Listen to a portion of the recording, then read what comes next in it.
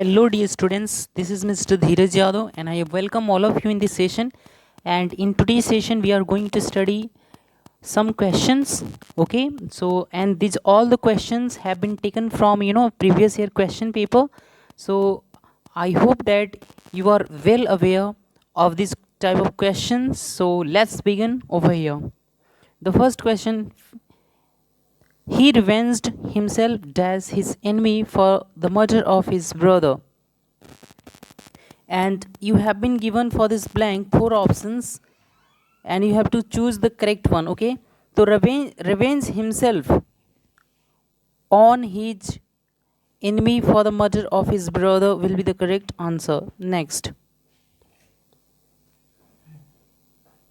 Next question है, she is tired dash this work. तो tired के साथ preposition ऑफ का यूज किया जाता है, टायर्ड ऑफ. ओके, नेक्स्ट प्रश्न में आगे बढ़ते हैं. अगला प्रश्न है, are you angry with me. Sorry, मैंने तो इसका आंसर ही बता दिया, पर कोई नहीं, फिर भी मैं इसके पीछे का कॉन्सेप्ट बता देता हूँ. जब कभी भी आपको वर्ड्स दिखते हैं एंग्री, एनॉयड और वेक्स्ड, तो इनके साथ एड का यूज़ तब करते हैं जब हम नॉन लिविंग थिंग के बारे में बात कर रहे हों, और विद का यूज़ तब करते हैं जब हम लिविंग थिंग के बारे में बात कर रहे होते हैं. तो आपको बाखूबी इस सेंटेंस में दिया गया है मी, और मी तो एक लिविंग थिंग है, और लिविंग थिंग किस क्या साथ आएगा, विद आएगा. नेक्स्ट,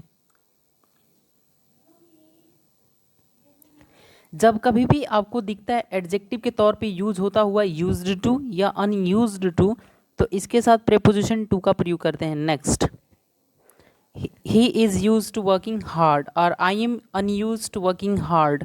नेक्स्ट, नेक्स्ट क्वेश्चन है 5, he will have done this work dash evening. तो बाय इवनिंग का प्रयोग किया जाएगा इस सेंटेंस में. इवनिंग क्या एक पॉइंट ऑफ टाइम है, और फ्यूचर परफेक्ट कॉन्टिन्यूस टेंस में या फ्यूचर परफेक्ट टेंस में हम दो ही प्रेपोजिशन का यूज़ करते हैं, बाय या तो फ्रॉम, फिक्स्ड या पॉइंट ऑफ टाइम के लिए. ओके, तो यहाँ पे सेंटेंस में आप क्या यूज़ करोगे, बाय का यूज़ करोगे. नेक्स्ट, क्वेश्चन नंबर 6 है, it has been raining for 3 months. इस ब्लैंक में आपको प्रेपोजिशन फॉर का यूज़ करना पड़ेगा. क्यों? क्योंकि 3 months क्या है, एक पीरियड ऑफ टाइम है, एक अनसर्टेन टाइम है या एक फिक्स टाइम नहीं है. तो जो पीरियड ऑफ टाइम होता है उसके लिए प्रेपोजिशन फॉर का यूज़ करते हैं. और फ्यूचर परफेक्ट कॉन्टिन्यूस टेंस में जब टाइम प्लस कॉन्टिन्यूटी के कॉन्टेक्स्ट में बातें किया जा रहा हो. नेक्स्ट, क्वेश्चन नंबर 7 है, Jawaharlal Nehru comes dash a rich family. तो कम्स ऑफ रिच फैमिली का प्रयोग किया जाता है, तो यहाँ पे प्रेपोजिशन ऑफ का ही यूज़ किया जाएगा इस सेंटेंस में. नेक्स्ट, क्वेश्चन नंबर 8 है हमारे समक्ष दिया हुआ, Sita is endowed dash melodious voice. यानी कि इंडाउड के साथ ना फिक्स प्रेपोजिशन का यूज़ किया जाता है, और इंडाउड अपने साथ विद यूज यूद विद लेता है. Okay, endowed with arms, like all the soldiers were endowed with the various types of guns, arms, weapons, anything we can use for example.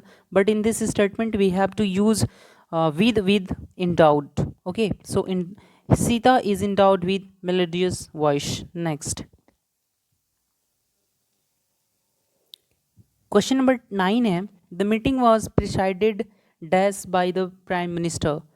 Okay, बड़ी बात तो यह है कि सेंटेंस में जो ये आपको जो ये वर्ड दिया गया है एडजेक्टिव, इसके साथ अपन यूज़ करते हैं ओवर का. किसका? ओवर का. Preside over, pretext for. ठीक है, इस तरीके के प्रेपोजिशंस आते हैं. ये जितने भी वर्ड्स आपके समक्ष दिख रहे हैं ये फिक्स प्रेपोजिशन को फॉलो करता है. और इस क्वेश्चन नंबर 10 में जो ये आपको अटैक वर्ड दिख रहा है, एक वर्ब के तरीके से यूज़ किया गया है सेंटेंस में. और जब कभी भी अटैक या विजिट वर्ड का यूज़ मेन वर्ब के तौर पे किसी सेंटेंस में किया जाता है, तो इनका बाद डायरेक्टली ऑब्जेक्ट का यूज़ किया जाता है बिना किसी प्रेपोजिशन लगाए हुए. बट क्या दिया है इसमें, तो ब्लैंक दिया है. आपसे पूछा है, 4 ऑप्शंस दिए हैं, to, with, for and no preposition. तो आपको क्या मार्क करना पड़ेगा, नो प्रेपोजिशन, क्योंकि यहाँ पे अटैक वर्ड का यूज़ मेन वर्ब के तौर पे किया गया है. ओके, अगर यही सेंटेंस लिखा होता, the enemy made an attack dash him, तो हम यहाँ पे एट का यूज़ करते बाखूबी. ओके, बट इस प्रश्न में हमें किसी प्रेपोजिशन की नीड नहीं है. सो आई होप कि ये 10 क्वेश्चंस आपको बहुत ही क्रिस्टल क्लियर होंगे और आपने 10 क्वेश्चन सीखा होगा 10 वर्ड्स के साथ अलग अलग प्रीपोजिशन का यूज़ कब कब और कैसे और किन का यूज़ करेंगे। तो इस तरीके के क्वेश्चन वीडियो को पाने के लिए इस चैनल को ज़्यादा से ज़्यादा शेयर करें, अपने दोस्तों के बीच इन वीडियोज़ को ज़्यादा से ज़्यादा शेयर करें। सो तब तक के लिए bye bye and take care.